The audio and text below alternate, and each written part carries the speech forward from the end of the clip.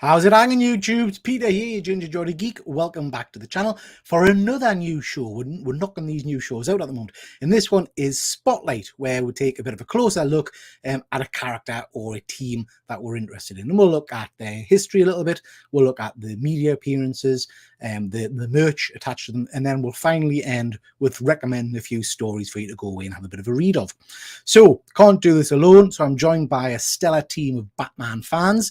So we'll start off with the biggest bat of them all. Benjamin, how are you tonight? Pow.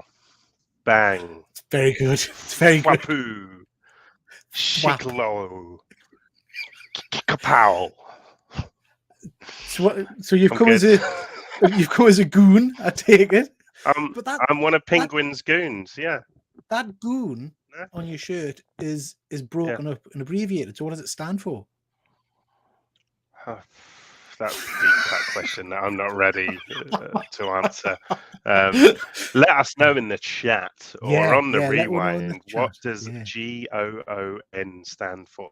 And there were a number of different variations. So you had some that said henchman, and some of them even had actual individual names on as well. So those were the days. Good stuff. And I'm loving the hat. I'm loving the bowler hat. Is that your usual evening attire, or it's good? Well, Mr. inspired me in a number of different ways. Dressing up an uncomfortable amount and having no friends was one of them, and the bowler hat was another. So yeah.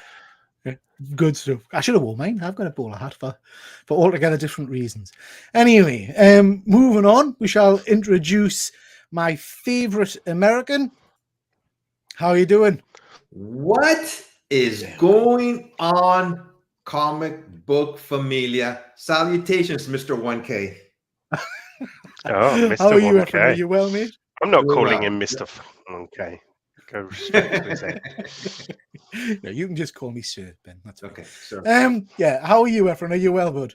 Doing fine. Usually just hanging out on my since I'm retired, I'm just waiting for you guys to send me a message. You want to be on my YouTube channel? Yes, please. One might say we'll send up the bat sign, Efren, and you're straight there to attend, aren't you? Yeah. Good stuff. Right. Next, we've got my other good friend who I see probably more than I see my wife, to be honest. We've got James T. Keegan. How are you doing, James? Heyo, what's up? Heyo. Are you well? How's things? What fashion attire are we wearing tonight, James? Well, I was all the hype from the Snuddy died down, so I decided to go with a classic dressing gown. It's a dressing gown. It is a dressing gown. There you go. It's good. It's cozy. Yeah, it saves on heating. It does. It does very well. I appreciate the effort. It's he doesn't pay for anyway. Looking good, mate. Next, we've got a good friend of ours who we didn't see for a little while, and then we've seen him 2 weeks in a row now. It's always a pleasure to see GP Venom. How are you doing, mate? Howdy. Yeah, you can't get rid of us now. That's it. Good. Part of the furniture. Good. You're always welcome, mate. Are you well? I am very well, thank you. Good stuff. Good stuff. Okie dokie, gang. Before we crack on and get into the deep dive on Batman, I just want to quickly jump into the chat. So we have got, as ever, good old StreamYard. Nice of you to join me, mate. Quack, quack. We've got Fuzzy. Congratulations and jubilations. Thank you very much, Fuzzy, mate. I hope you're well. We've got good old Ian Carter. Thank you for joining me, bud. We've got Chris from Off My Shelves. Thank you very much, Chris. Not watched your latest video yet, Chris. I saw it came out today about was it the American use of cannabis? So that looks really interesting. So look forward to watching that one, bud. We've got Past Point Comics. Nice to see you. We've got Phil from Phil's Nerdiverse. Thank you very much for joining, Phil. I appreciate that. Thank you. And we've got Sonic's Comics. Thank you very much for joining, mate. Always nice to see you. Okay, right. So let's crack straight on, guys, with a little bit of a deep dive into Batman. So in this show, we're going to cover, as I said, a little bit about the history, a little bit about the media appearances, some merchandise, looking at some different bits and bobs, and we're going to ask you guys to show off some Batman related stuff you've got, and then we're going to recommend a couple of Batman related. Ben's forgot his stuff. Ben, have you forgot your stuff? I barely made it with my own stuff. Ben's wearing his stuff that he wants to show. I'll get That's right, something. yeah. I've got So we've got some reads and things to talk about as well. So we'll start off with the history of Batman, a little bit of history of him, and obviously we'll know that he appeared in Detective Comics back in 1939 in Detective Comics 27. Efren, have you got this one? Yeah. No, you not got this one. Do I was born 20 years later, so I missed out, man. But has anybody actually read this? Yeah, I used to have I the think I've read it facsimile. before. Yeah. Yeah. It's a bit like when you go back and look at some of those early kind of Marvel comics and Spider-Man comics and things like that. It's an interesting read. A little bit different. It's what, sorry, mate? Worse, if anything. Yeah. It's earlier, you know. Yeah, 1940 storytelling wasn't really they don't age well. Yeah. And this is the problem. I think sometimes when you go back and look at some of these classics, they do not really stand up to the test of time, I suppose. I don't think we need to go into Batman's origin, guys. I would imagine you've all seen that and heard of that hundreds of times, but everybody knows often at a young age. The origins changed on a few occasions, hasn't it, in terms of who actually killed his parents, and there's been different iterations of that. But the classic story basically is that his parents were gunned down an alley in front of him, and he turns or becomes the Batman later on. That artwork there is obviously Alex Ross's rendition of his origin, which is absolutely stunning. Really impressive work. Okay, so looking at these early comics, me and Efren did a little show a little while ago where we counted down the top 3 Batman comics in terms of expensiveness. Any ideas what the top 3 will be and what kind of prices you're looking at? Well, Detective Comics Batman 1, and then Yeah. Probably not Batman 2. It's probably like Batman 4 or 5 or something like that. First Joker. Okay. What kind of a price do you think is attached to the first appearance of Batman? if it's in mint condition, obviously it'd be higher. So I would Yeah, say in the mid 500,000s. Yeah, so these were sorry, James, these were based on I think it was a CGC grade of a 9, I think, when we looked into it. So you're saying 500,000, Efren? Bearing in mind you were on the show. Over $1 million. I'd say over $1 million. Yeah. That's 9.4. James, what are you thinking? Pushing to $1 million, I'd say, for that, and even nowadays. Yeah. And what about you, Pete? Yeah, I think it's going to be pushing $1 million, like. Yeah. Benjamin? I don't even understand numbers beyond 1,000. 1.5 million. I'm going to go over $1 million yeah. Yeah. So number 3 is this one, Detective Comics 31. Wow. $375,000. First appearance of the Monk, first use of the Batarang, the Bat Gyro, and the Bat Plane. Stunning covers, mind. I do like that original design of Batman. I think it's a pretty nice. Stunning cover, that one. I like that one. I don't think the Monk's been in anything since, from what I thought I was quite well versed in Batman villains, but I don't even know who the Monk is. Yeah, no, I don't think he really. Matt Reeves has him lined up for the second film. Yeah, he's going to be the next villain, isn't he? Yeah. Then we've got Batman number 1, first appearance of the Joker, Selina Kyle. Look at that cover. I mean, that's a pretty iconic cover there, isn't it? Yeah. And you can see the value of it on screen there. A little bit pricey, not a one I've got in my collection, sadly. And then, of course, we've got Detective Comics 27, first appearance of the Batman, Commissioner Gordon, and all the rest of it. $2,200,000. Yeah, wowie. Yeah, that's a little bit rich for my money, that one. But can you imagine if you had a copy of that? I'd be scared to have it in my house. You know? To be honest, I probably wouldn't have a copy of that if it's going for that amount of money. I'd have 2 houses instead. Yeah. And Fuzzy's just saying here, yellow covers always bang. I think you're right, Fuzzy. I think that's just and that's a thing that kind of lost a little while ago in terms of the design of Batman. But I think Grant Morrison brought it back at one point. The little black glove kind of things he's got, instead of having the big kind of gauntlet gloves, he's got little like hand gloves. Really, they're purple in the original. Yeah, purple coloured. That. Pretty cool stuff. And then we've got this one. This is obviously the introduction of Robin, and kind of I've used that slide to indicate the start of Batman's colleagues, shall we say, the kind of the supporting cast of heroes that he's got around Gotham and all the rest of it. So what I want to do, guys, is I want to come to each of you individually and just each of you tell us a little bit about one of your favorite supporting cast members. And the rules are, if somebody else says it, you've got to think of somebody else. So we'll start with you, Ben. Who out of Batman's supporting cast do you like? I'm going to go for Jim Gordon.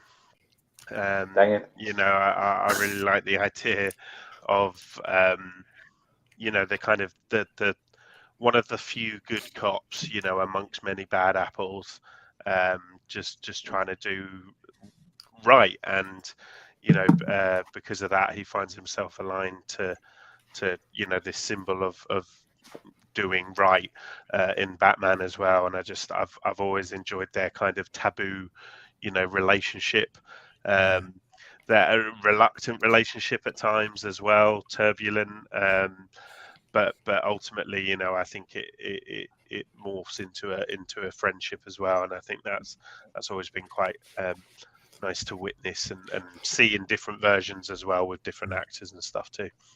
Where are we at the moment in the comics in terms of Jim Gordon knowing that Batman's Bruce Wayne? Spoilers, by the way, Batman's Bruce Wayne.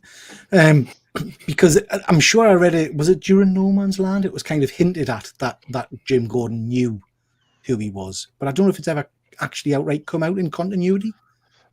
I don't know. I mean, he was Batman at one point, Gordon. Yeah. Was he? So yeah, he's got like a bat suit and everything. Look it up; it's pretty dope, to be fair. It's like a mech, like. Oh, I remember seeing that one. I was thinking of Jim Gordon in tights.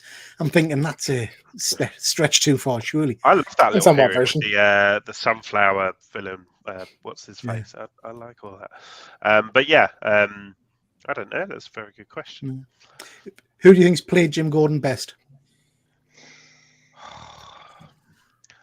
It's tricky because I love all of the different kind of versions. I have literally just come off from watching The Dark Knight Rises, and so that's kind of the freshest in my memory right now. Yeah. But I really endeared to our latest version as well in the Batman. So, and man, I could listen to that guy's voice forever. It's just smooth as butter. So, yeah, I don't know. It's hard. I wouldn't pick a favorite. Like them all for different reasons. Good stuff. Fuzzy's jumping in there saying Oldman. I agree. Fuzzy is superb, sublime performance. I liked Michael Caine in the Batman series. He had more when he played it. Oh shoot, I'm thinking of Alfred. It's Alfred. Never mind. Yeah. You, Alfred. Welcome. I'm a big that part out. I was like, where's he going live with this? Live, mate. It's live. Remember at the start when he said Batman experts? Sorry, Efren. What were you saying, James, mate? Jeffrey Wright's probably my favorite. I think Gary Oldman did a really good job. And like, he's not really much of a character in the kind of Keaton ones, is he's more bumbling. He's only in it for a couple of minutes. He's a bigger guy. He's like a little bit more crooked, and he like He's probably the most unlikable, I would say, out of all of them in that one. Like, do you know what I mean? You endear to him, and then of course, like, whilst I hate the series, the lead in Gotham is Ben McKenzie. He's fantastic. You know, he led a show. Like, as crap as a show is, if you're the lead in a show, you're still the lead in a show. Do you know what I mean? So, that might be a controversial opinion. Yeah, that show's got some very good scenes. Yeah, no, you can't. The scene you where can't have every villain, right, is a result of Batman. Okay, it's a you know, the moment he decided to put on the mask, become a symbol, all that shit, like, it spiraled into this kind of world of madness in Gotham. So you can't have Gotham, like, the madness of Gotham, when Batman hasn't even like triggered that yet. It's stupid. Of course you can. It's a stupid They premise. just did it in the TV. It's the whole premise of Gotham. It's like having Venom without Spider-Man. What a load of old shite. Let's move on. Efren. Now, Batman. Efren. Who's your favourite Batman supporting character? Don't say Daredevil. Think Batman. It has to, for me, it's Nightwing, the original Robin, Yes. Dick Grayson. He's like, he keeps Batman in place. Like Batman sometimes goes overboard with this, just craziness of going after the bad guys. But Robin is like his humanity to a point, and they got some big plans for him set up in upcoming comic books with Nightwing. And yeah, I've been reading about. It's one of the few DC comic books that I read is Nightwing, and it's a really good series. I haven't read issue 100, but there's a very emotional scene between Batman and Nightwing in that, and I've read that little clip of it. So I've read that one, Efren, and it's the first Nightwing comic I've read for a while. I love Nightwing; he's one of my favorite DC characters. But I read it because I'd heard about that scene, because I'm a sucker for those kind of scenes between Batman and his support cast, and it's a beautiful, beautiful scene. To me, and of course, sorry, I'm sorry. To me, Nightwing is the heart and soul of the DC universe. Yeah, he's a very good character. And I think they've got big plans for him, like you say. And of course, we've had him. Well, we've had Dick Grayson, portrayed in some of the early Batman films. We had him played in the Dark Knight trilogy, kind of by can't remember the name of the actor. Gordon-Levitt. Yeah. And then we've had Nightwing in the TV series, the Titans series, which isn't bad, actually. If you say it like that, Peter, it's not bad. It's got good. Yeah, it's got good bits, and then it's got horrific bits. But it's not bad. Your opinion meant nothing the moment you defended Gotham. I mean, your opinion meant nothing when you started talking about sunflower face baddies. Do you know what I mean? Mr. Bloom, that's it. Mr. Bloom. Yeah. JP. Oh, sorry, I've jumped past James T because I'm going clockwork. James T, who have you got? I've always been a huge fan of Jason Todd. So like Red Hood I've always really been attached to like a kind of a darker, less concerned about the whole no killing thing. I think Death in the Family is like one of my favorite Batman stories. And I love the whole, even the real life story behind it of the whole call-in voting on whether Robin should live or die.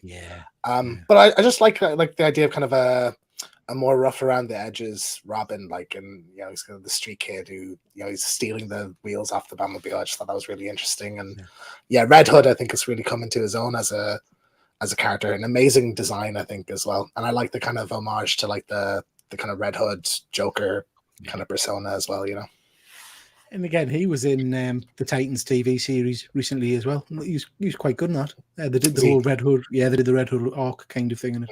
Not bad at all. JP, not left with much.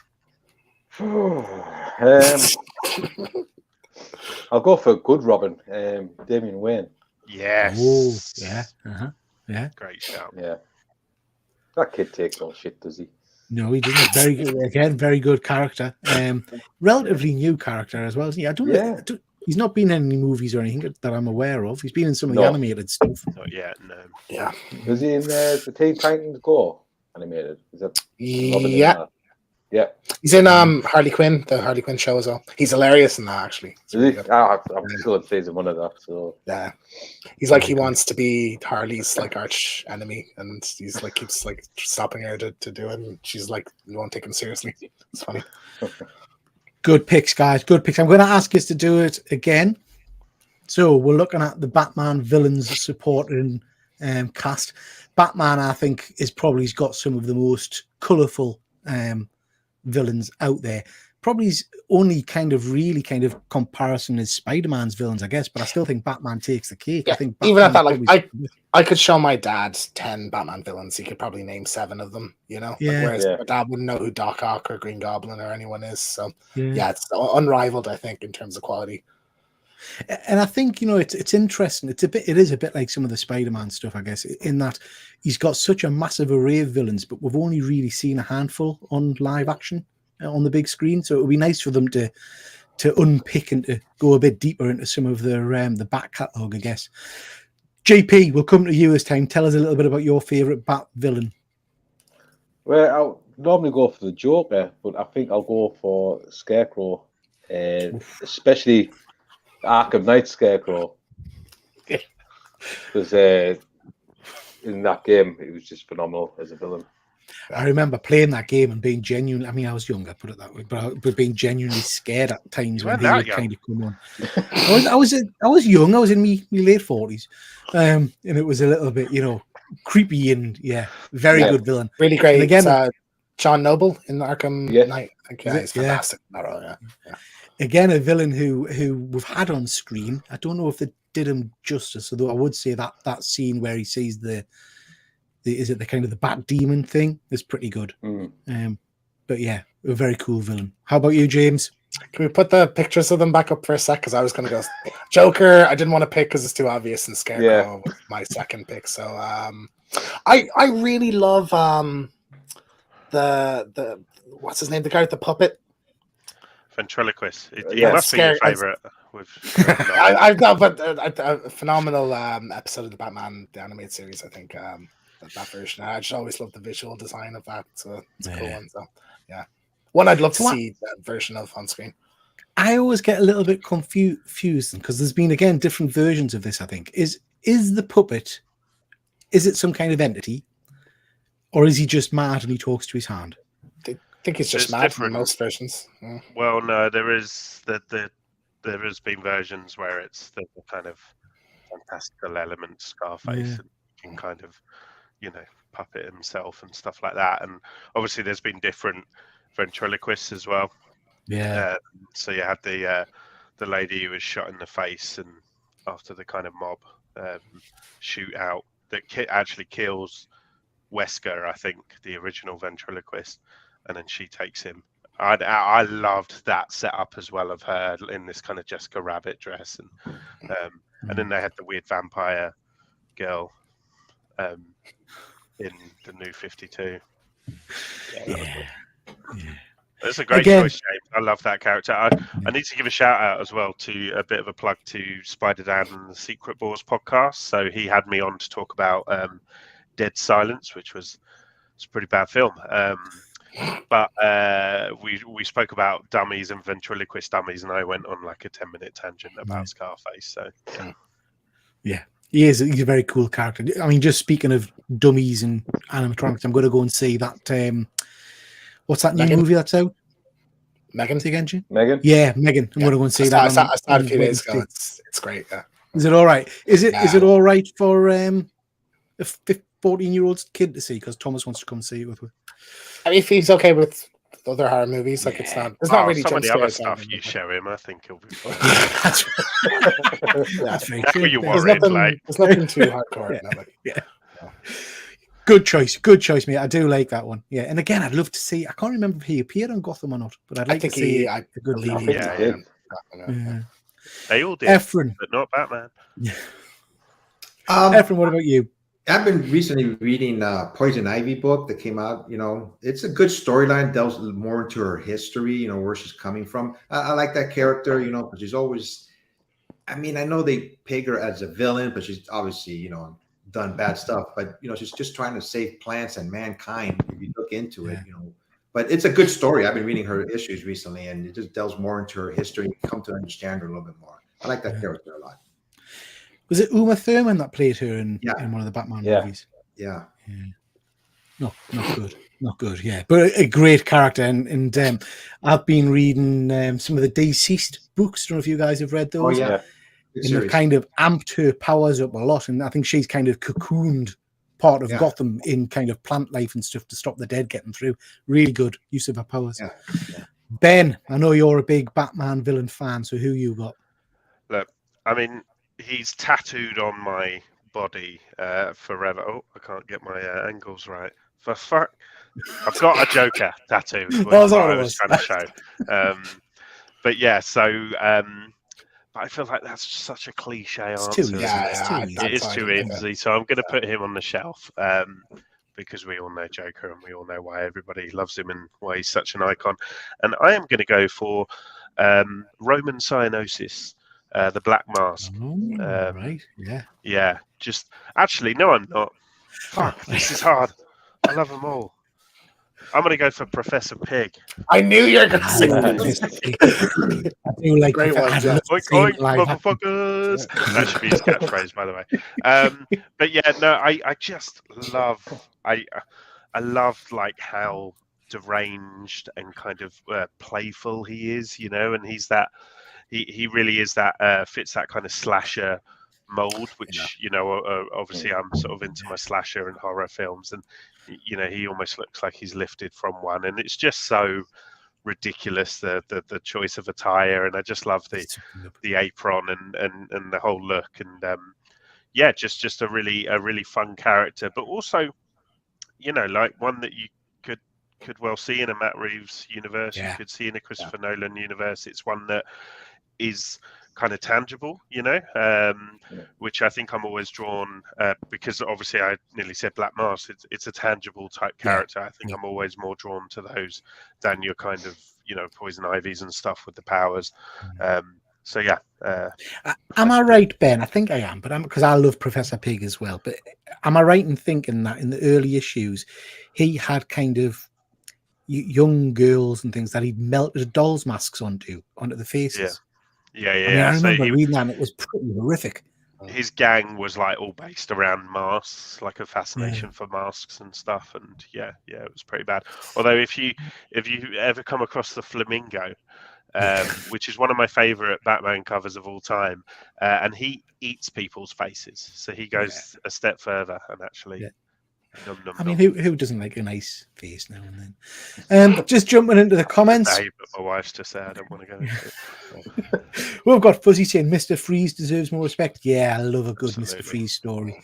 I've still not read that Freeze one bad day yet. That's on my list. It's really good. Is it good? Yeah, absolutely. Read that one.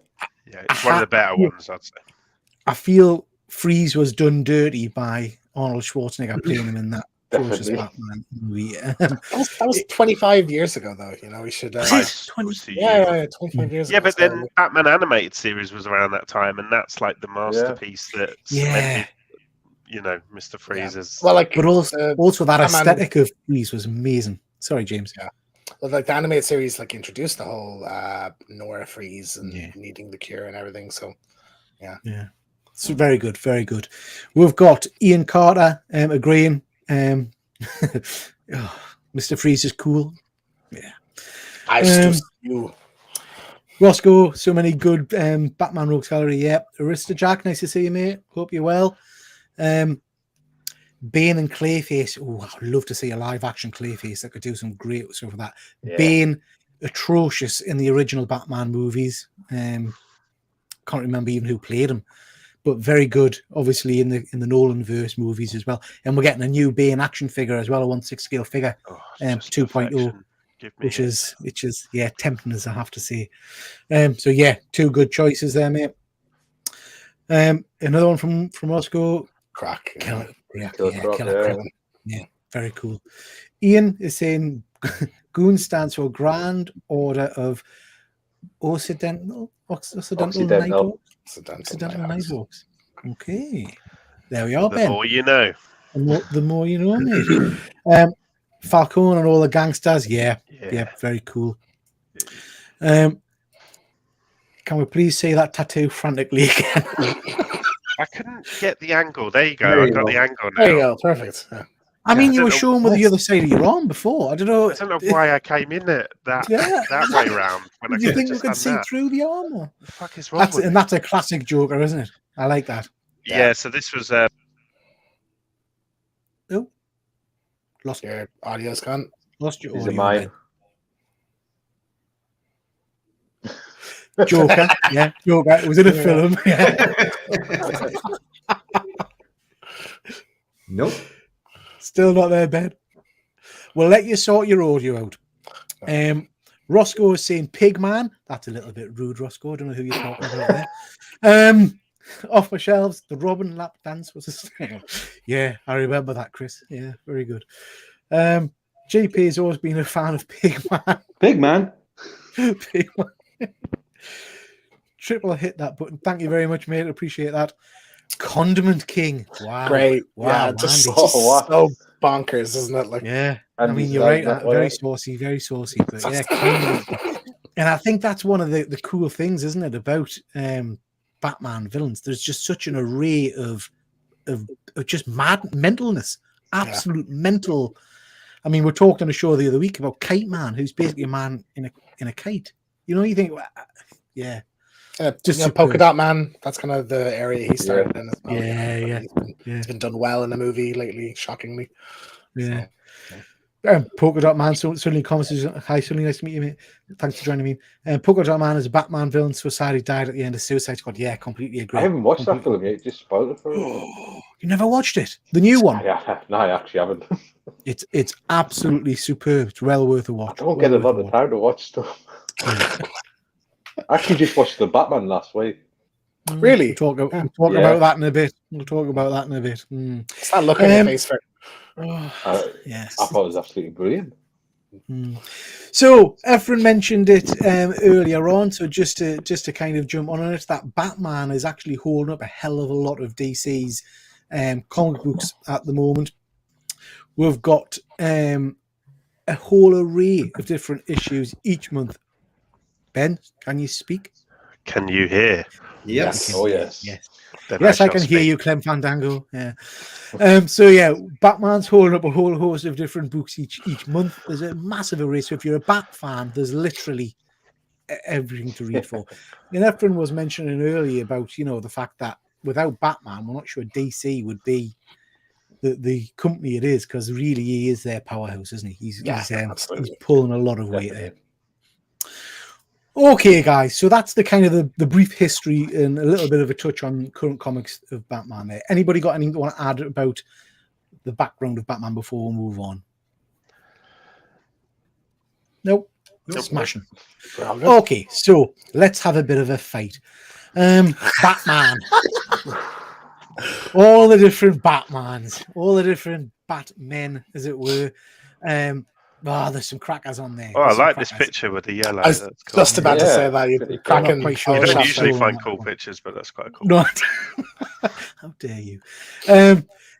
So I mean, look at George there in the back, giving it the old air punch. Yeah, I'm here. So, guys, we've had a whole array of Batmen portrayed on screen. There's obviously a couple before this. I can't remember the names of them, but who were in kind of the old black and white serials back in the day. But I've gone for a slide that's got some of the most important and most memorable ones. So we've obviously got, Adam West there, Christian Bale, Michael Keaton, Kevin Conroy, who we've just got to say is really the Batman of most of my childhood. 100%. He's superb. We've got Val Kilmer, George Clooney, who have I missed? Ben Affleck, and Patterson. So different portrayals, different kind of takes on the Batman, and I guess that's down to the writing of the movies and things like that. But I'm interested, who's your Batman? And I want to know in the chat as well who your Batman is. So please drop a comment. We'll start this time with Efren. Efren, tell us who your Batman is and why. Well, when I was a kid, Adam West is what first drew me to Batman. But I look at it now, the campiness of it all. I wasn't really collecting comic books when this series came out, but I really enjoyed the Batman and Robin, just their interaction between the both of them. And Bruce Lee even showed up on that series as a I forgot about that.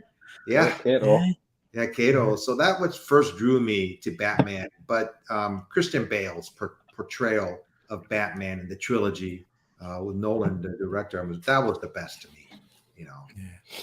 I wish he would have stayed as Batman. Yeah. I mean, Christian Bale's movies, I think, have probably stuck with a lot of where they are superb movies. Yes. How about you, James? Well, Conroy's the GOAT, I think. Like that's when I read Batman comics, that's who I hear, and I don't think he'll ever really be rivaled in that kind of department.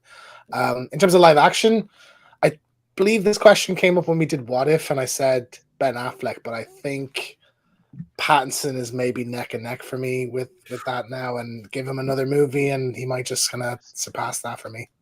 He's triggered. Interesting. Ben, how about you? Look, I don't know if we've got it completely right yet, in the sense that Christian Bale for me was an incredible Bruce Wayne, but he there were some elements of the Bat I didn't like.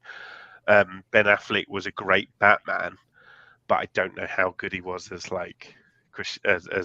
Bruce Wayne. Michael Keaton, I do feel Michael Keaton is perfection. You're right. Yeah. It's very nostalgia filled, kind of like when you actually go back and watch his scenes as like Bruce Wayne, as Batman, and stuff like that. Like again, I think he was probably a better Batman than he was Bruce Wayne, but you know.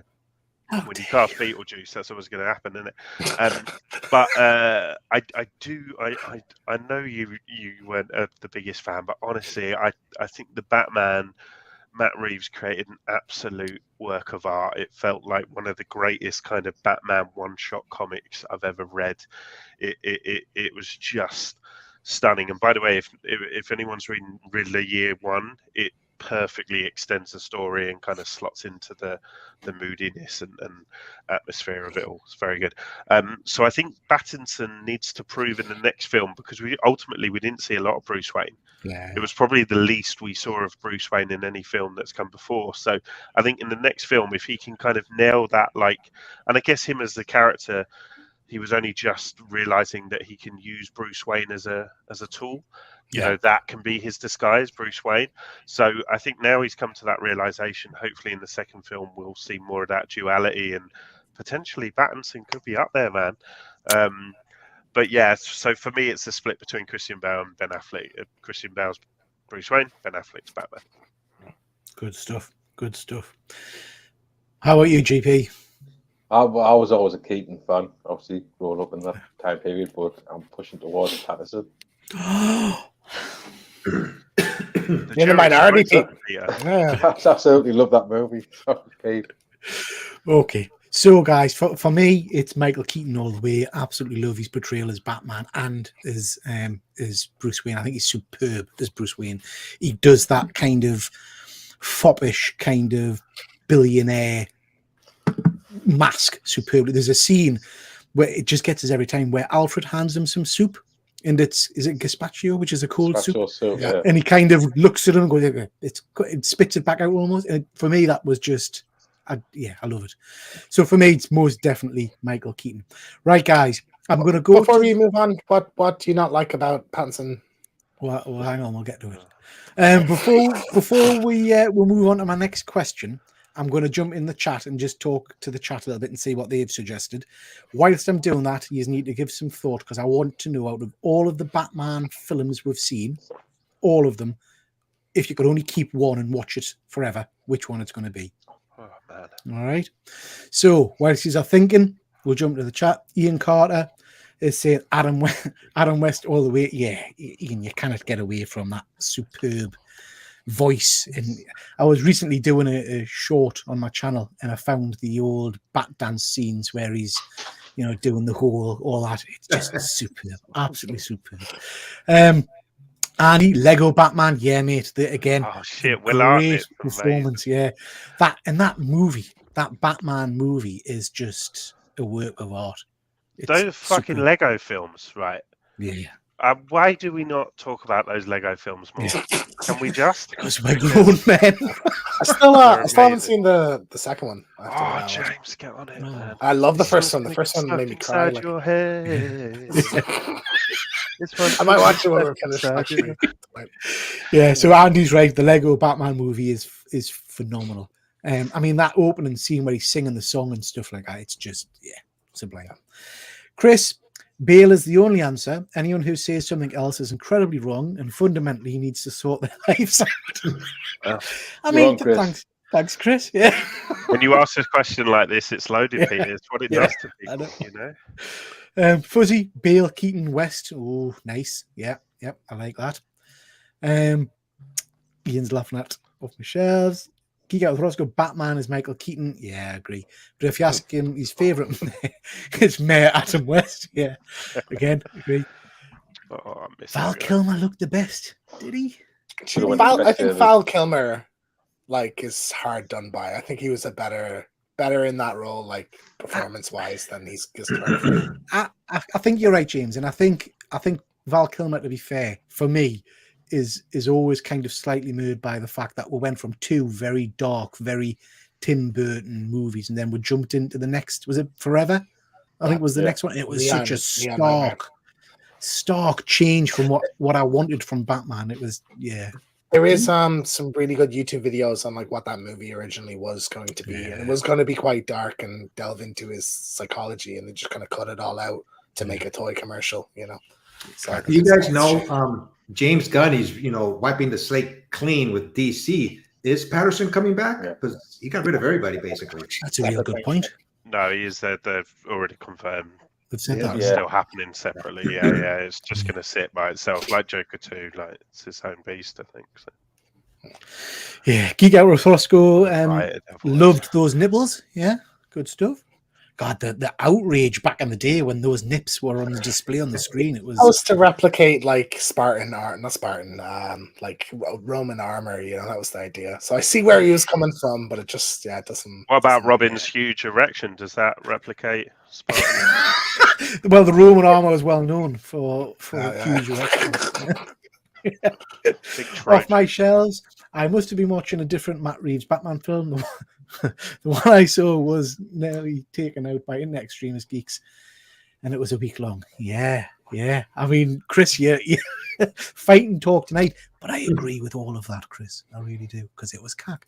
I think you off my shelves. The social circles around because you're clearly hanging around with the wrong people. Right.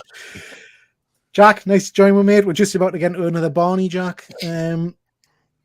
Man, that would be freaking awesome. Yeah, I can imagine that on the big screen. So one of the best jump scares I've ever experienced in a game is in Arkham Knight when you're just flying around and you can zip line. Yeah, and it just happens randomly to you. Zip line, you get to the top, and the thing, Man Bat just you try and follow it as well, don't you? He's yeah. Shit my pants like proper. Okay, guys. So the one Batman film you can watch for all time. What's it gonna be? I'll start off, and mine, despite my absolute love for Michael Keaton, I think Dark Knight is probably the pinnacle of Batman movies for me. I think the performance by Bale and Joker and Two-Face, it's just absolutely superb. The Matt Reeves Batman, I think I've said to you before, I just found boring. I just didn't particularly enjoy it. I've tried to watch it. We bought it because my son didn't go to the cinema to see it with us. And we got about 3/4 of the way through, and we're all thoroughly bored. So Thomas didn't even finish watching it. He better get angry. So I'm not a fan of that movie. But for me, it's The Dark Knight. How about you, Efren? Same as you. I mean, with Joker and Two-Face, especially Two-Faces, when they showed his makeup or special effects, his face, I went, oh my God, that looks so real. Man, that character, I love that character, and just that whole movie to me is the one Batman movie everybody should watch if they had to just watch one. Yeah. I mean, that you're right. That scene where you see him for the first time as Two-Face is pretty horrific, isn't it? Yeah, superb. James, I'm also The Dark Knight. Not just one of the best superhero movies, but one of the best movies ever made. I think Heath Ledger's Joker is the best performance an actor has ever given on screen. Just like one of the most perfectly crafted, rewatchable movies, and it works like not just as a superhero movie, but like just a good crime film. And it's one of these movies that has that kind of appeal to everybody. Like my dad likes The Dark Knight, and he doesn't like any superhero stuff at all. Like, but it works on that level. So it's a phenomenal movie. So 100% give it to that. Bloody blokes in tights. What are they doing in tights? But I think that's a real good point. I think it's the beauty really of the Nolan verse is it tried to ground it as much as they could. So it was still comic superheroes, but it was almost, I mean, the explanation of kind of the batsuit, what do you call it? Spelunking? I can't say it. Spelunking. The cave jumping suit. Yeah. Originally had and all that kind of stuff, and then the tumbler being a military vehicle that he sprays black and all that kind of jazz. It was very, very good. Ben, man, like Batman Returns has a huge personal sentiment to me. It was I watched it on VHS in my grandpa's study in Spain. It was like the coldest room in the whole of Spain, and I sat down there for most of the holidays just watching Indiana Jones, Starship Troopers, and Batman Returns, and that was my entry into comic books. superheroes, which are now like intrinsically linked in to pretty much everything I do, like outside of work and family. So that's very special. But I think we're all going to agree this is very weird. The Dark Knight is just. I promised people in the chat. I promised them fights. So can you say something else? The pressure's on you, mate. But you know, the Dark Knight is really just movie making at its absolute best. It's like every single person, from the practical effects team to the special effects team to the actors to obviously Christopher Nolan to the composers, like everyone brought the best that they could give to a film, and the result is just mesmerizing, and it holds up today as well. It's not like you watch stuff from that time period and a lot of it does not hold up, but it what's he saying? Nice. But yeah, so I'm gonna have to begrudgingly agree with what you Good stuff. I mean, you mentioned Batman Returns there, and I sometimes forget about how superb Danny DeVito's performance as Penguin is. I mean, that really is a horrific portrayal of Penguin, but it's just so good. Growing up, I never liked that movie, and I watched it like 6 months ago. Absolutely loved it. I don't know why; it just never appealed to me as a kid. Yeah. And I mean, I have to say that scene where Michelle Pfeiffer kind of pirouettes out of the burning building and says meow. Never been so horny. Never been so horny in my entire life. Wow. Wow. See, for me, when Danny DeVito strips down to that little onesie. Yeah. Oh, what? That's like me when I go to bed. Eating a real fish. Yeah. Oh, yeah, when he's eating the fish. Yeah. Okay, GP. However, what we got? Right. I would have gone for Batman 89. Batman. I absolutely love that film. Yeah, I've done since I was a kid, so all them, that would be the one. Good stuff. I mean, for me, again, that classic. I love that rooftop scene where he pulls him, and he's like, "What are you? Who are you?" I'm Batman. That's just, I love it. Even Jack Nicholson's Joker still stands up today. So yeah, I forgot. Jack Nicholson's Joker is one of the best performances. The thing is with the Joker, and the one of the things I love about the Joker, and I'm sorry if I go into a video essay here, but like he's always the clown gangster, isn't he? He's the deranged gangster, and the term gangster has changed over time. And what that means. Yeah. So it's like Jack Nicholson's version of a gangster fit into that time period that they were kind of trying to replicate in the Tim Burton films. Heath Ledger's is that kind of anarchist gangster, which is kind of obviously very of the time around then. Love a bit of terrorism in the early 2000s. And then it's like, then you've got Jared Leto, and as much hate as he gets. The tattoos. Dickheads with face tattoos, gangster. That is a modern gangster, and that's maybe what the Joker would be today. So, but Joaquin Phoenix, shout out to him as well, because that film is a masterpiece. Okay, guys, we'll just quickly jump back into the chat here because we've got lots of comments coming through tonight, which is great. Chris is saying Batman Begins for me. Love the drug-induced hallucinations. Yeah, and the League of Shadows, the refined origin. Yeah, I agree, Chris. And there were some nice twists in that movie from memory. I think that the twist at the end of who Ra's al Ghul was and all that was really well done. So yeah, good film. And it really did reinvent Batman, didn't he? Yeah. Ben Study we've looked at. Bill's here, so Roscoe's leaving. Fuzzy's pointing out you do have a butler, Ben. That's nice. And he's pointed out Luke. Roscoe. I would have fired Luke a long way after ago. You know that. Roscoe, I love Danny DeVito. Yeah, I'm a massive fan of Danny DeVito, and he is superb in Batman 89. Yeah, I mean, that Joker movie is amazing. But I mean, the argument could be made that the Joker film is a Batman Origins film. Yeah. Well, yeah, it is. Bruce Wayne is in that movie. So yeah. I wasn't. Sorry, Ben. Carry on. No, I was just going to say that was my big gripe, and I moaned about Gotham earlier, not having Batman and the villains. Moaned about Spider-Man, Venom without Spider-Man. And I was so worried about that film. I was like, how do you do Joker without Batman? But the idea that instead of Joker being a result of Batman, Batman is a result of Joker's actions just blew my mind at the end of that film. Yeah, no, I agree. It's a phenomenal film, and I have to say, I think I was quite negative couple of months back when we were talking about it, because I said I wasn't overly excited for the sequel when they announced it was going to be a musical and stuff. But now we've seen some scenes or some images of it being predominant, or it might be set in Arkham Asylum. I think that works a bit more, and I can see that kind of. I think that'll be really interesting. There's a very good chance it's going to be better. I think it could be like a Godfather Part 2 kind of situation. I think the songs are just going to be in her head, aren't they? Like it's going to be told through her lens, I think. So, and we got something like that in Birds of Prey as well already. So and if if it's like takes from like True Love or whatever the storyline is with Harley, and like just imagine those scenes. Like Lady Gaga is such an incredible actress. So I can't wait. I recently read. I haven't put it on the list for today, but I recently read Harley, the that mini series. Oh, Harleen, Harleen. Sorry, really that good. was phenomenal. If they do anything like that, right, artwork, brilliant. Mad Love, Chris is saying as well. Mad Love, superb. Yeah. Andy's just True Love. commenting. Idiot. That's an Arnold Schwarzenegger movie, True Love, with Jamie Lee Curtis. It's True Lies. Very different setup. Yeah. Oh, you're right, True Lies. Yeah, we're all wrong. We're all wrong.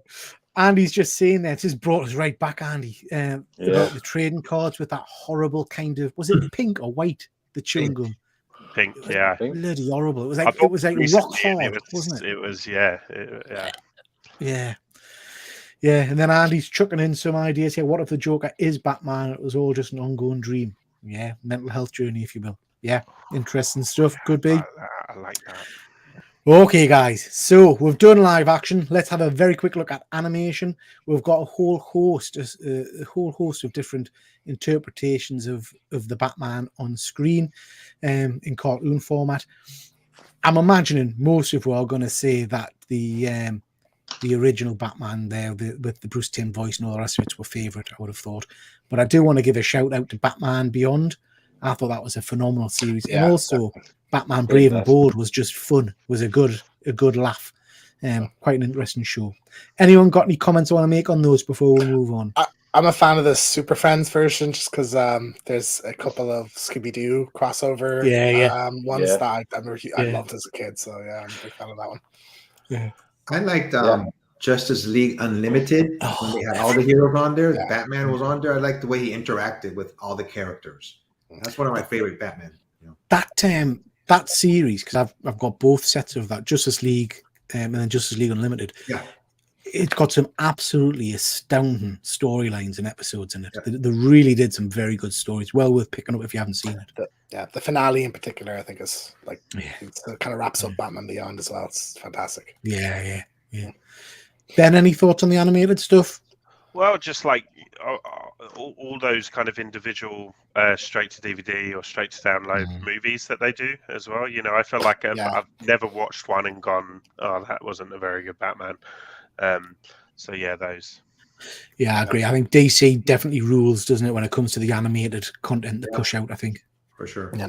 Under the Red Hood, phenomenal animated movie. Oh, so good. Jensen Ackles and Bruce Greenwood. John DiMaggio was fantastic. GP, anything you want to mention on that before we move on? Yeah, I just was not a fan of Batman Beyond at all. Really not. Don't even like the comic. Yeah, I mean, it's got a lot of nostalgia for me, I guess, because I remember watching it when it very first came out. And I do as well. It was such a change, I was just like, back to normal Batman. Bruce Timm's Batman animated is the only answer. And he's on a roll tonight, Chris, isn't he? Look a little bat bite in that picture. Why is he green? That's an interesting look, isn't it? Yeah. Quickly rattle through these computer games. This is a first kind of image of just a whole host of some of the older games I can remember seeing. I played in a lot of these, that original Mega Drive Batman, I remember playing that, and there was a cool scene where you're in the Batmobile and you have to time shooting the wires to turn corners and things like that. Yeah, that's right. Yeah. Very cool. Anybody played any of these games? The Batman and Robin one, I loved. I remember it was like playing an episode of the animated series. So I was a big fan of that one. Yeah. How about you, Batman Ben? Forever wasn't a good game. No, but I remember that because I think I probably would have been like peak target audience at like 10 years old when that film came out. But, I mean, more modern stuff. This is out at the moment, I think. James, what's this all about? So it's set after like Batman dies basically at the beginning, and you're kind of you can pick who you want to play as out of the kind of supporting cast and deal with his death, kind of. But it's sort of a spiritual successor to Arkham, but it's not set in the same universe, and it is not very well liked by people. Kind of buggy and rushed, and not a great story, and kind of various issues like that. Which is a shame because it's by the Arkham Origins developer, who are a great team. So yeah, it's a bit of a shame. And then we've got this. I love this. Anybody played Injustice? Absolutely phenomenal. Yeah, amazing. It's a bit like Mortal Kombat kind of setup. Yeah, it's by the team. NetherRealm do Mortal Kombat. Yeah. But the storyline in this is superb, and it's spilled out obviously into graphic novels, which I've got a lot of. Superb series, absolutely superb series. Yeah. But I guess when we're talking Batman games, the ones most people are interested in is these bad boys, the Arkham games. So James, tell us a little bit about some of the Arkham games. Just completely redefined what a licensed game can be, and was just incredibly influential on gaming as a whole. Like, I remember when this game was kind of announced, it was right after The Dark Knight had come out. Like, I think there's even like an ad for it on the back of like a leaflet in the DVD or Blu-ray. But people were kind of like, it's, you know, it looks okay, but it's a Batman game. It's probably going to be terrible, and it just blew everyone away. You know, it's kind of brought back all the cast from the animated series and just told this amazing kind of one terrible night in Batman's life kind of story, and all of them kind of follow that kind of route. But like, again, incredibly influential. Like, there's kind of a free flow combat system. Basically, every game after it copied, and just one of the most atmospheric series I think ever as well. Like, you know, Gotham is really just incredibly realized, and this definitely like deepened my love for the Batman kind of IP even more. Yeah, I was absolutely blown away by the first one of these when I first played it back in the day. It's a phenomenal series. JP, are you a fan of these? Yeah, massive fan. Got all three. Completed all three. Have you? Yeah. Ben, you played them? Because I know you haven't got a console, Ben. Yeah, so my mate had a console at uni, and we just didn't go to lectures for about a month. Smoked cigarettes and played this game and had an absolute blast. It was good memories. But I remember just being complete, because I kind of didn't really have a console for quite a long time before that, and I just kind of. I just couldn't believe how good the mechanics were, and as a comic book fan, there were just Easter eggs everywhere, and just fantastic versions of beloved characters. Like, they never got it wrong. You know, every time was right, and even though some of the designs were like quite drastically new, they got the character right. And it's like Harley. You know, that was like a completely new setup for Harley, but she just. It was superb. Loved it. It's sort of a cliche now to say like this game makes you feel like this character, but like this is the game that started that. Like, this is the first one to really nail like you feel like you are Batman in this. It was really groundbreaking at the time. I think the thing that really set it apart for me at the time, I'd been playing around the time a lot of games like Splinter Cell and things like that. Yeah. And this had that feel of it where you were kind of above them and you were doing silent takedowns instead of your traditional stand in front of someone and mashing the keys to hit them. You know, you could do that as well, but the silent takedowns and the jumping from side to side was superb. Innovations, like you can see the heart rate of your enemies, and as you take more guys out, the ones that are left get more nervous and they're jumpier and they shoot things in the dark if they're like scared. You know, it's incredible. Superb. And it's sort of a testament, I think, to the quality of Batman's representation, because you have like Batman the Animated Series, widely regarded as one of the best cartoons ever made. The Dark Knight, one of the best movies ever made, and Arkham City, Arkham Asylum, one of the best video games ever made. So it just shows kind of how well he's been portrayed. Absolutely. Efren, do you play any of these games, or have you played any of them? I've never played video games much. I told you the last game I played was Pong, and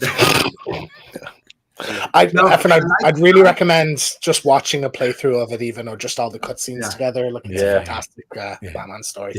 Don't get me wrong, I love seeing video games when they come out, because I see like previews like on YouTube or wherever. They look awesome, but I just never gotten into them, Yeah.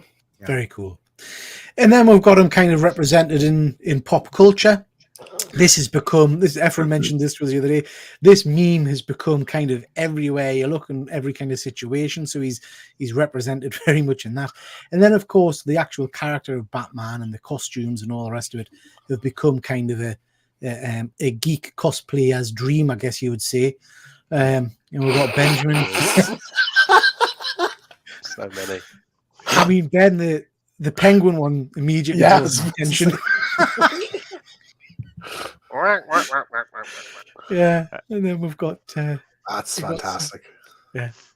So Ben, a whole array of characters, I guess, for a cosplayer such as yourself to tap into and play. That Two-Face is particularly good, mate. That's incredible.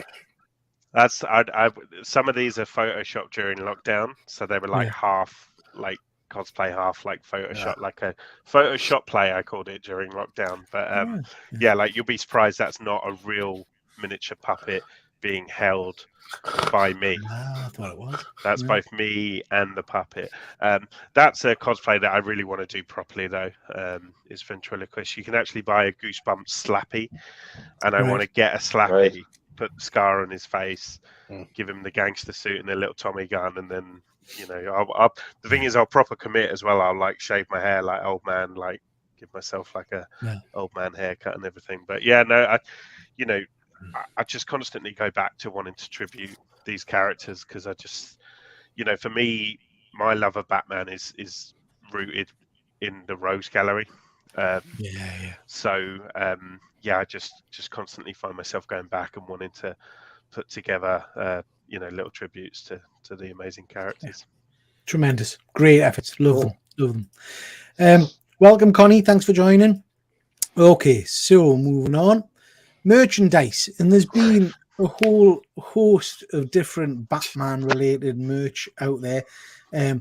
Just going to quickly touch on some of these things. We've got different costumes, we've got watches, t-shirts, dressing gowns, as we've discovered tonight, Funko Pops, mugs. I've actually got that mug thing, chairs, Oreo cookies, and toys.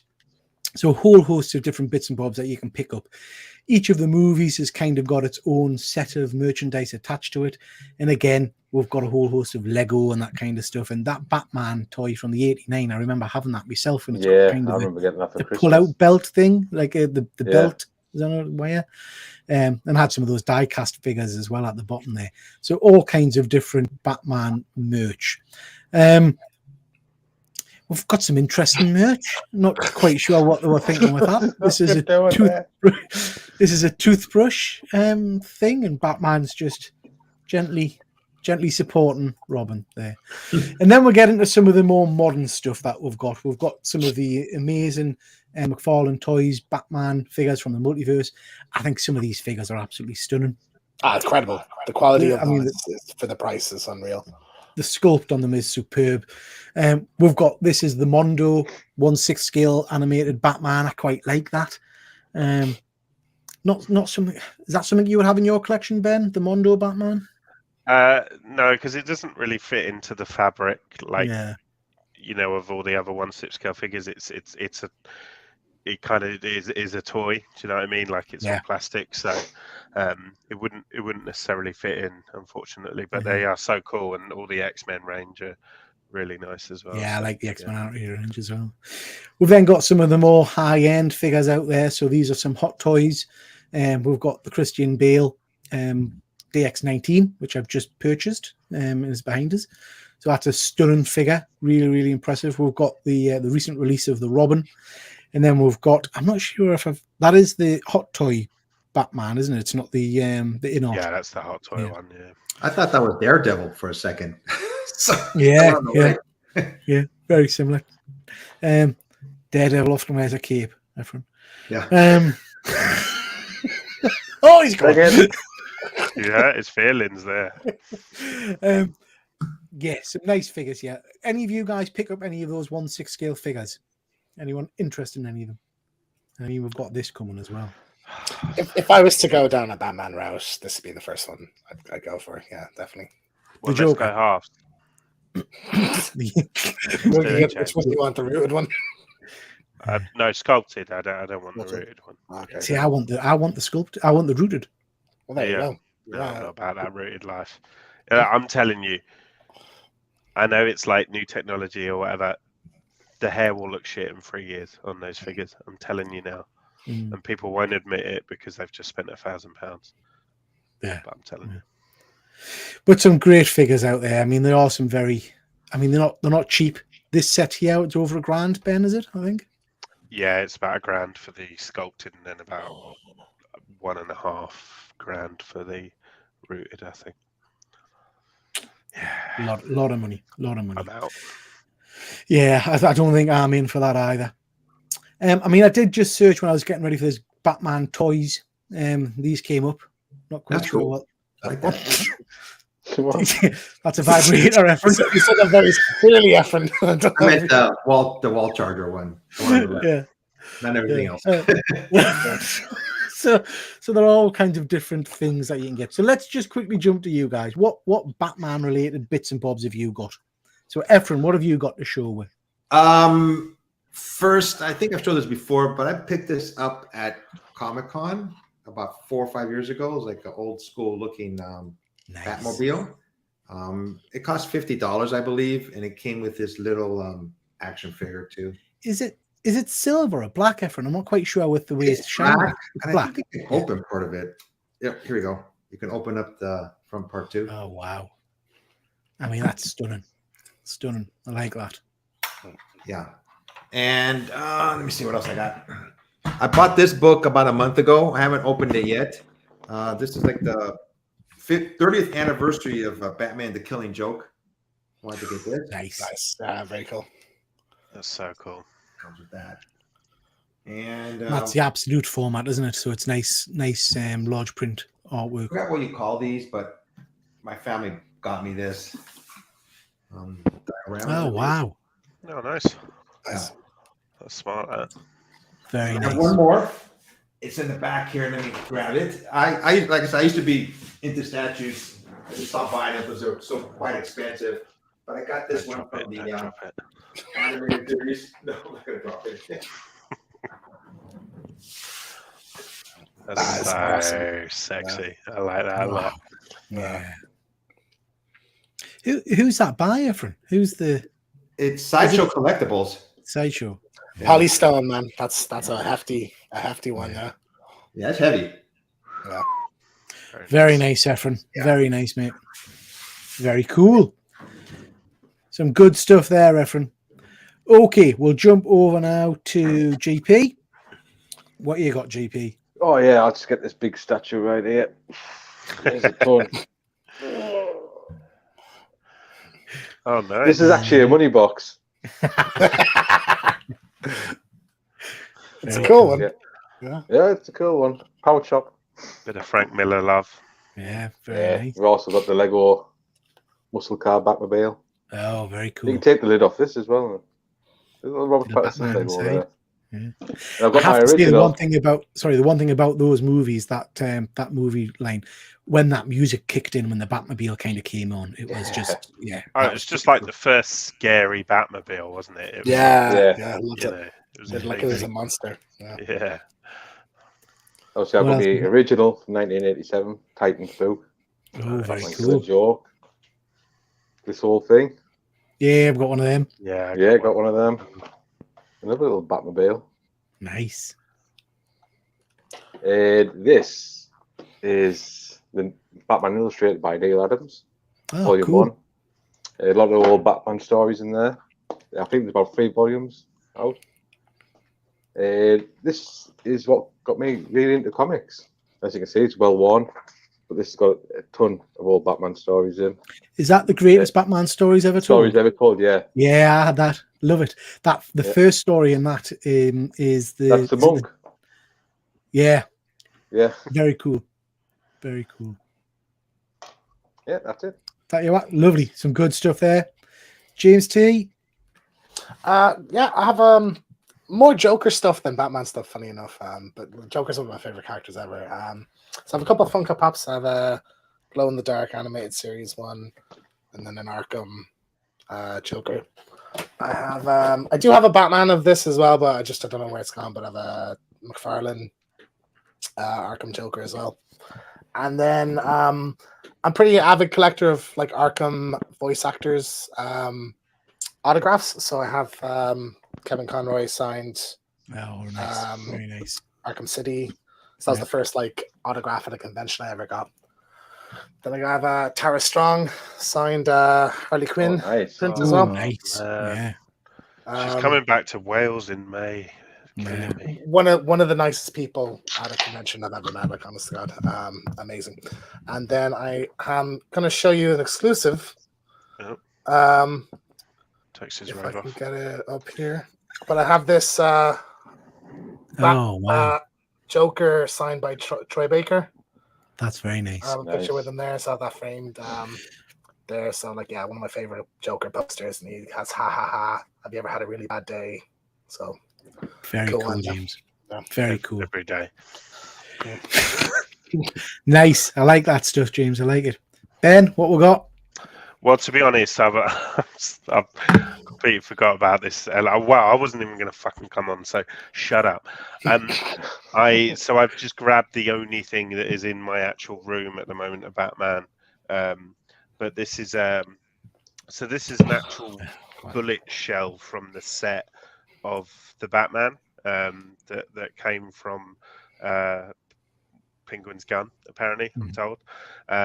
So I kind of put it together with a frame picture of Colin Farrell's Penguin there and the bullet shell. So I've got a friend of mine who works on films doing like rigging and stuff. So sometimes he sends me some really cool stuff. So he sent me that. I've got like the blueprints of the Batcave, like a big fold out white sheet, like blueprint of the, kind of the cave designs. And he sent me like a woolly hat and a used Very drink cool. bottle. Yeah, Very cool. I got very into it a while ago, getting kind of props from movies and things like that. But that's very nice. I like that. Screen used ones. Like, yeah. I got. that's good. I think the first one I got was one of the. Do you know? Is it Superman 2 or 3, where they're defrauding the company and they're getting like penny checks and things like that. I got one of the check sheets from that. Okay, that's cool. So I forgot to bring me Batmobile. I've got an Adam West and Burt Ward signed Batmobile, but show you these. These are quite nice props. My Bat-Orang that you can get quite cheap. These fold up. I quite like them. Come with a nice little display. They're only about 40 quid, I think 35 quid, and you can get the grapple gun as well from the animated series, which I haven't picked up yet, but I quite like that. Recent purchase. Oh, be careful. This is my DX19 Christian Bale Batman. Of course, you got it. What are you laughing for? This is stunning. I wasn't expecting to quite like this as much as I do like it. The costume is amazing, the suit's amazing, and I got it for a steal. I got it for a really good price. Interestingly, and I mean, I will be doing a video on my channel about it, you get a massive array of accessories with it, guns and things like that, and I'm not going to use any of them. I think it spoils the look of the figure. I prefer him just looking. You're not going to use the derpy faceplate. Nah, no, I'm not. No. The only other thing to show is this. This was from my first convention with my uncle, and this is signed by Kevin Conroy. It says to Peter, Kevin Conroy, and Batman. So Special. Lovely guy, really, really nice. Didn't charge you for that, but yeah. So really, really nice bloke. Okay. So that's our merch section. Moving on, gents. We have now got reads. So we're just going to... Oh, Efren, you're on mute. You're on mute, Efren. You still... Sorry about that. I just read that today's Christian Bale's birthday. Oh, is it? Yeah. You should have come on this stream. We could have sung the song. Yeah. Okay, guys. So we're now looking at reads. We're just going to quickly He recommend. fucking hate that. He's a miserable bastard. Yes, he is a miserable bastard. I can't imagine anybody not liking birthdays. Moving on, a couple of recommended reads. My first pick is actually a Superman book, but it's a Batman book, really.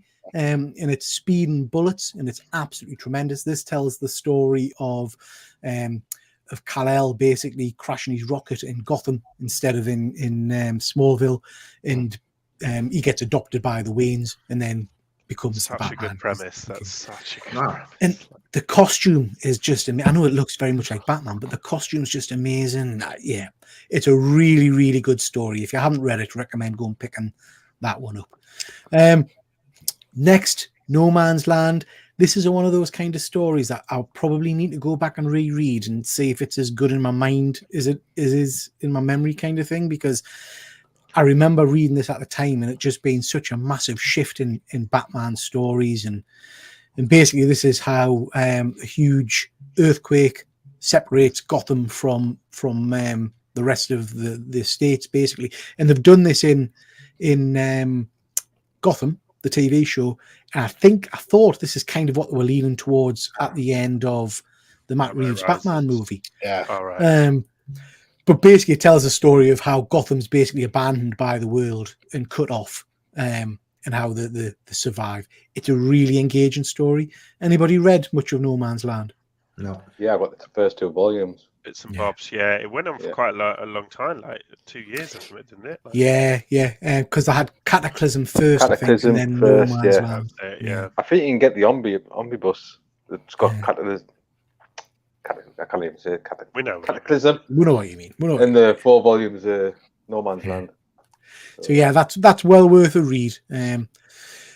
Batman War and Crime is one of the series of Alex Ross large format books that he did a few years ago. He did a Superman one, he did a Wonder Woman one, and who else did he do? Shazam, Captain Marvel. First of all, I'm a sucker for anything Alex Ross. I love his artwork. Yeah. And the story in this is just beautiful. So I can't remember who the writer is. Is it Paul Dini? The story's just following Batman's adventures, but there's a superb scene where there's a young kid who robs a liquor store, and Batman's kind of standing in front of him, and it ends with the young kid kind of dropping the gun and embracing Batman. It's just a beautiful, beautiful story. Any of you guys read War and Crime? I haven't, no. Can't remember that one. Yeah, Too many to read. There's too many Batman books to read. Worth picking up. I think we'll probably all try to keep away from some of your classic stories here. James, I've added one of mine on the end there, but I've not heard of either of these picks that you really. Yeah, I I think two of the most underrated Batman stories. I think they're sort of 2 parts of a trilogy, but the third, which we haven't got yet. But Cacophony and The Widening Gyre, they're both by Kevin Smith. Cacophony sort of follows. It's sort of like a gang war between Maxi Zeus and Joker, because Maxi Zeus starts selling like Joker toxin. It's just a really good detective story. I think the way Kevin Smith writes Joker suits him quite well. Like maybe a little bit too much of the pop culture references, but the vulgarity of it I think suits him. And it features one of my favorite DC villains, Onomatopoeia. If you're familiar, Onomatopoeia. Ever heard of Onomatopoeia? Oh. No, so he's mostly a Green Arrow villain, but his whole thing, he wears like this like black trench coat and like a black mask with like a circle on it. Looks a bit like is that the one who says sounds? Is that... Yeah. So like he says like he says bang when he shoots a gun and stuff like that. Like it's famously a character Kevin Smith said you can't really do in live action because it only really works in a comic when it's like he's saying what the sound that they're writing is. So that's a great one. And then part 2 is The Widening Gyre. More of a supernatural story. It has like Etrigan, the living demon, and I think Zatanna's in it as well. But that sort of has Batman meet this kind of new up-and-coming vigilante called Baphomet, and he starts considers retiring with Silver St. John, who's like kind of a 70s love interest of Bruce Wayne's that they kind of bring back for this. So yeah, the two great stories. Widening Gyre has an amazing twist in it as well, like one of my favorite kind of final few panels of the book. So I'd highly recommend this. There's supposed to be a third one called Bellicosity, but it's been 10 years now and we still haven't got it. So I don't know what the story is with that. I'll check both of those out because I do like Kevin Smith's writing. I have to be honest. I loved his Green Arrow run. Really enjoyed that. And I loved his Daredevil as well. Yeah. But yeah, great picks, James. I shall read them. And certainly there's some comments here saying good picks, James. And Andy's saying that it's excellent. So great choices there. Chris is just saying Gotham by Gaslight being turned into an animated show. I think at the moment, Chris, haven't seen it yet, but apparently it's been done. Yeah, it does. Yeah, has it? Batman Cult. Yeah, I like that one as well. That's a very good one. I've also stuck on the end of that slide Batman Judgment on Gotham, which is a crossover between Batman, Judge Dredd, and Judge Death. Superb artwork in it. Some really good storytelling. I don't know if you guys are into Judge Dredd and Judge Death, but there's a superb scene where Judge Death basically comes to Gotham and inhabits a corpse. And they've got to get his kind of robes of office ready. So the guy he's got who's helping him, he's meant to have like a dead creature on his shoulder. He kind of nails a dead chicken to his arm and stuff like that. It's really good. Excellent story. Recommend that one. Ian Carter's just saying there, Batman versus Predator. Yeah, I remember reading the original one of them. That's superb as well. Efren, couple of picks for you.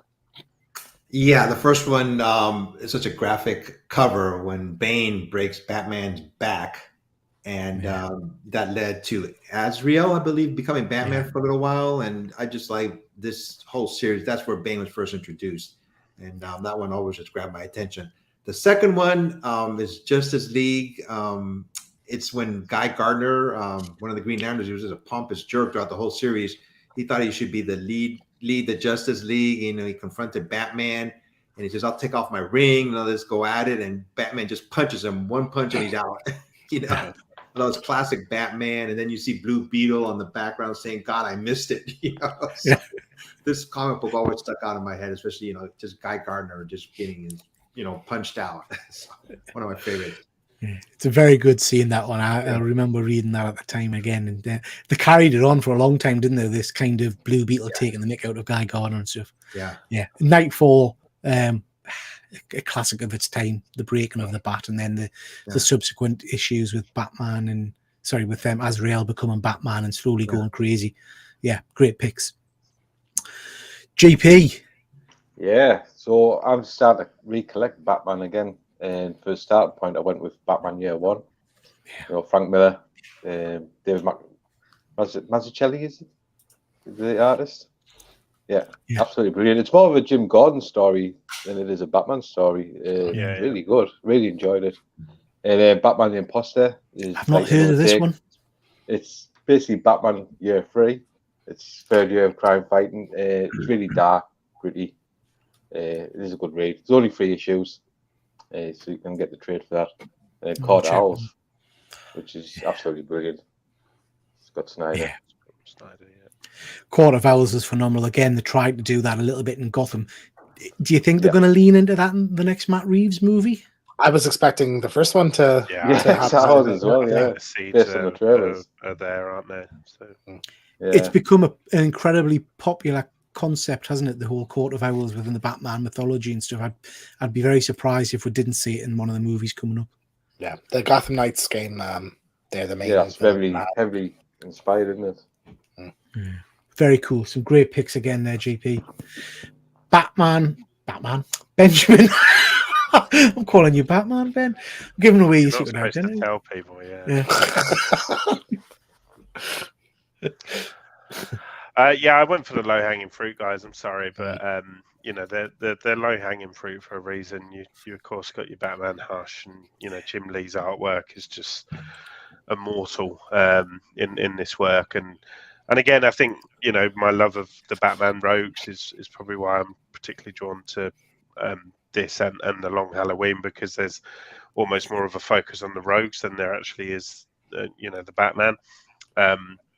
So the Killing Joke is just, you know, that was like one of my entry level comics. You know, when I first started to get into comics, you of course you have the guy that knows more than you, and he's like, you know, what should I read or whatever, and one of the books was The Killing Joke, and it just blew my mind and led me to then go and pick up Watchmen and from there top 10, and I just kind of forever will be an Alan Moore fan.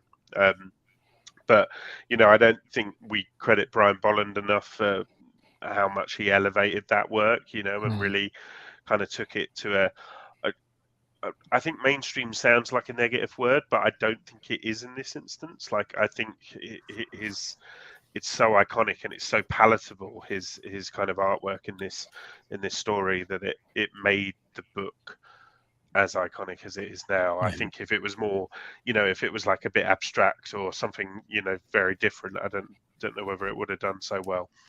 And then, of course, speaking of abstract, this is the thing that I actually love about this book, because Tim Sale's kind of deformed, kind of accentuated kind of characteristics and stuff. Like, for me, if you're going to do a Batman story, you either root it in reality, like Christopher Nolan did, or you make it dark, twisted, weird, kind of abstract, like Tim Burton did in the films. And this does that in terms of kind of comic book storytelling. And I love how it redefined Calendar Man as a character. I love the idea of this kind of weird, sort of camp Hannibal Lecter style Calendar Man. It made me fall in love with the character. So yeah, I absolutely love Long Halloween, and I've got I think there's 3 books in total in terms of the absolute editions. There's Long Halloween, Haunted Night. I can't remember what the sequel to Long Halloween was. They only did it recently, didn't they? I can't remember, yeah. But I think you're right. The artwork within those books, Tim Sale's artwork, particularly I think on Two-Face, is just absolutely amazing. Absolutely love it. Yeah, great picks. So lots of interesting stories there forward to go and check out. Some interesting stuff for me to pick up on, because I missed a few of those that you guys have recommended. So thank you very much for that. We've got Jack saying Darkest Night, and Darkest Night, Batman gets Green Lantern ring instead of Hal. Yeah, that's another good Elseworld. Yeah. I really liked, Jack, those around the same time. There was a lot of Elseworld type stories. There was, the one I mentioned earlier, Speed and Bullets. There's Darkest Night, and I think there was a series called The Nail, which was a Superman related story. Some really good Elseworld kind of story. So yeah, great recommendation.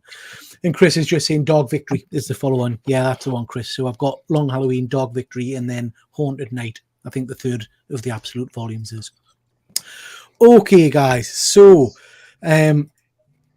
Nightfall. Yep. That's the Breaking of the Bat, isn't it? Isn't that what everyone recommended? Yeah, I believe so. Yeah. So I had that one just a little while ago, mate. It is impossible, though, isn't it? Like, to name them all. Like, you can't. Yeah. You really can't. I think it's just one of those characters that, like, there is no wrong, really, with it. Yeah. Like, if anything, the braver you are with the story, the more you go out of your way to tell an individual story, I think the better for Batman. Yeah. I think it's the continuity stuff that I always struggle with more. I think you're absolutely right, Ben. So I'm reading at the moment, what's it called? The White Knight. The kind of the setup where... Great example. So a superb story, totally disconnected from continuity, but it's completely engaging us. So yeah, really good. Excellent recommendations, guys. Okay, so that was our spotlight on Batman. We've covered a fair bit tonight. Thank you very much for everybody that's kind of stuck with me. There's been a lot of recommendations there and a lot of stuff to go and check out after the show. So thank you very much. Just quickly mentioning some of the stuff that's coming up soon. Again, just my usual shout out to some of the UK YouTube community. So we've got This Week in Metropolis tomorrow night. I'm not sure who their guest is tomorrow night. Last week was Connie. Go and check out that. Last week was Connie. Go and check out that. No guest this week, I think. They're talking about no guest this week. Yeah. So then we've got on Wednesday night, we've got the Nerd Herd. So they're talking about King of Spies this week, which is a great show. So go and check out that. We've got the Killer Comic Show on Thursday night doing their usual mix of comic book news, reviews, and all that kind of stuff. So do go and check those. And we've got Grey Man on Saturday doing his Cover Slingers show. So again, please go and check that one out. Ben, I think you've frozen, but I don't think we've got a... Have we got a Geeky Gas bag next week? I don't think we have we? We're on pause for a little bit. You've done your nightly freeze. Ben freezes randomly every week. We'll come back to you, Ben. On this channel, Quite a bit going on. So this is the slate of shows for next month. So the next show is going to be Let's Talk Toys. So we talk all things 1/6 scale, small scale, computer games, and vintage figures. We're going to do Geeky Art Attack because that seemed to go down well. So that'll be on the 13th of February. And this time we're going to focus on Batman. We're then going to do an Ant-Man and Quantumania special. So I'm hoping people will have watched it by then. So soon. Yeah. So can't wait for that. Getting very excited for that. And then we're going to do a spotlight on Spider-Man at the end of the month. So as usual, if anybody's interested in any of these, please do let us know. And I'm hoping the guys on the panel here will join us for some of these shows as well, if not all of them. James T, what are we talking about on Wednesday? We're going to be talking about episode 3 of The Last of Us. So we've been doing kind of a weekly review show every week on each episode. So very excited to talk about this one. So it's going to be good. Yeah, it's getting lots of very positive reviews. So I'm really excited to talk. Well, I'm going to watch it when we're finished tonight. So looking forward to that. So Jack's just Wednesday at 8. Spot on. Thank you, mate. Looking forward to that one. Jack's just saying last top 3 starting recommended you should do Batman villains. So we're going to do that. So we're going to do top 3 villains probably in March. So watch out for that one. JP, anything coming up on your channel? I'm dropping shorts daily. So you're dropping your shorts? Yeah, every day. And night. Not allowed at the park anymore. Remind the people which channel this is, because I know you've got a couple. So which on both, check out? On GP Venom and on Let's Go GP. Daily shorts on both. I am actually going to start doing videos for the GP Venom channel soon. So I shall be back at that. Excellent. And that's predominantly trading cards. Is that right? On the Let's Go GP one. Yeah. Good stuff. Great channel. I had a quick look at your Let's Go GP the other day. You got tons of shorts on there, so I was starting to work my way through. So great stuff, Pete. Lovely to see you back. Cheers, mate. Yeah, thank you. Efren, we got anything coming up on your channel? I'm doing shorts too on a regular basis, and I'm gonna compare. I know everybody has done this. I'm gonna compare my recent CGC pickups to CBCS. The frames, just the sturdiness of them. I'm not going to talk about pricing, nothing like that. What's better, just to compare the both of them. Peter and I do our monthly top 5 advanced orders, and one book we're looking forward to read. That's later on in the month, and we're going to do another commission series too. Like our 5 of our commissions. Somebody recommended that we do another 5, so we got a lot of them. So I might as well do that. Yep. We'll hopefully try and get that booked in this week, Efren, and go through that because that was good fun the last time. Yep. Ben, I know you're having a little bit of a break at the moment. Is there anything we can look forward to coming from you? Nope. Nope. So hopefully we'll see you back on this channel or on James's channel. Yeah, I'll pop up here or whatever every now and then. And I'll probably go on to the finale for Last of Us. Yeah. How many episodes is it in the series, James? It's 9. 9. Yeah. 9 episodes. I cannot wait to get into it tonight. Here, Andy's just mentioned in the chat there that the last episode was superb. So really looking forward to watching that. It's going to be fun. Yeah.